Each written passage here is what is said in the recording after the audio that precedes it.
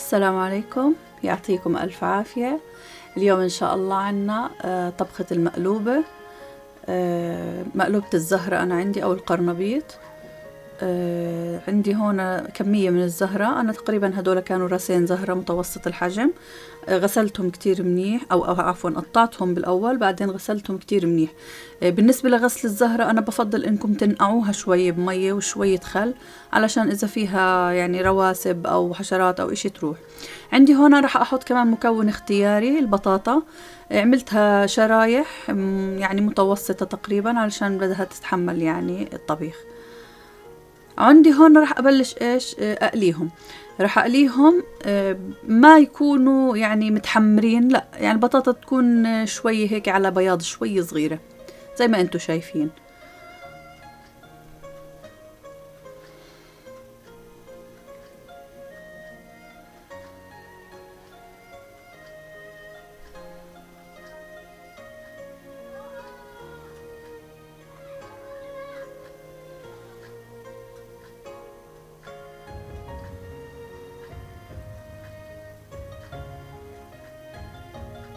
وهلأ رح أقلي الزهرة.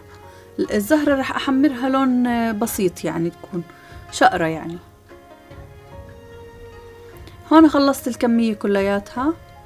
عندي أنا تقريبا الدجاج كان عندي دجاجة ونص. طبعا سلق الدجاج، بالنسبة لسلق الدجاج رح أحط شوية زيت. البصلة طبعا متوسطة أو كبيرة أو صغيرة عادي، ما هي كله بده يتصفى. هذا راح أقلبها شوية بما تبيض وبعدين راح أحط الدجاج عندي هون أنا بحب أشيله يعني في المقلوبة.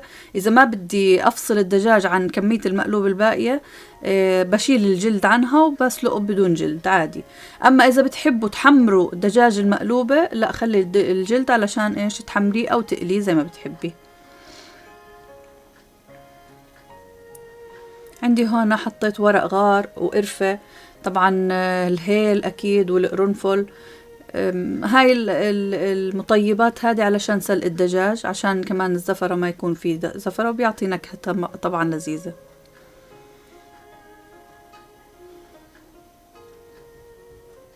وعندي هون الفلفل الأسود. وأخيرا بنضيف المي المغلية، بنغمر الدجاج فيها وبعدين بنتركه على نار هادية. حوطي النار عليه بعد ما يغلي مزبوط، بوطي النار عليه وبتركه على نار هادية لمدة ساعة تقريبا. أنا أخذ عندي ساعة تقريبا. طبعا في أنواع دجاج بتاخد أكتر إذا كان حجم الدجاجة أكبر، وفي إذا كان الدجاج كبير بالعمر كمان بياخد وقت أطول. عندي هون حطيت بعد ما استوى الدجاج، طبعا سوى تقريبا 95% أنا ستويته. حطيت معلقة الملح، وبعدين هون بالنسبة للبهارات المطحونة عندي الكاري وبهار مشكل وزنجبيل بودرة وعندي شوية كركم. صبايا الكركم إذا ما بتحبوا تحطوه ما تحطوه، بس هو مش بس بيعطينا يعني لون حلو، لا بيعطي نكهة كمان طيبة.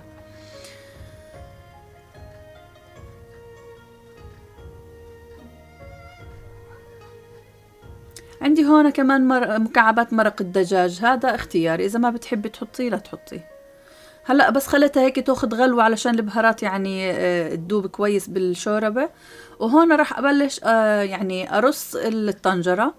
أنا بحب أحط الدجاج أول إشي تحت في القاع، وبعدين أحط فوق الخضرة وبعدين أحط الرز. في ناس بيحبوا يحطوا الخضرة تحت أول شي، عادي زي ما بدك زي ما بتحبي. يعني رص الطنجرة بعد هيك ذوقك انتي، شو ما بتحبي تحطي أول حطي. في هاي المرحلة كانت الله يرحم أمي كانت ترش عليه شوية بهارات من اللي حطيناها بالشوربة وشوية ملح كمان يعني إضافة للنكهة. بس أنا اكتفيت في البهارات اللي في الطنجرة أو في الشوربة. عندي هون بالنسبة للرز، في ناس بيحبوا يحطوا رز مصري لحال اللي هو قصير الحبة. أنا بحب أخلط شوية بسمتي على شوية مصري، يعني حسيتها أطيب بتطلع من الرز المصري لحال. وبنضيف الشوربة. الشوربة إذا بتحبي تقدري يعني مقدار الشوربة على بالنسبة للرز بالكاسات قدري زي ما بتحبي، بس هي مش محتاجة. يعني المقلوب بخلي غمرة الرز بشوي، يعني أكتر من غمرته بشوي صغيرة، بتطلع مظبوطة 100%.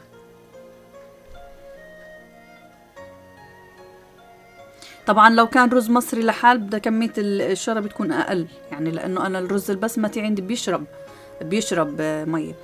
هون آخر شي على الوجه بحط معلقة صغيرة وسمنة. بحب أحط أنا السمن الحيواني طبعا، تعطي نكهة كتير طيبة في الرز.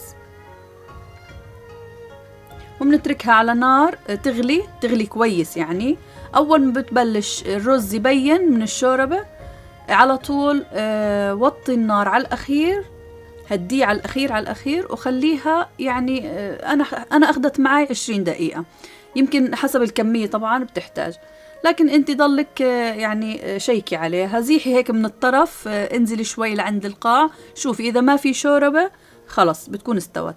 وهذا هو الشكل النهائي تبعها. المقلوبة من أطيب الوصفات، أكلة فلسطينية يعني صارت هلأ عالمية، كل الناس بتعملها. طلعت طيبة جدا مزبوطة، والبهارات كتير طيبة.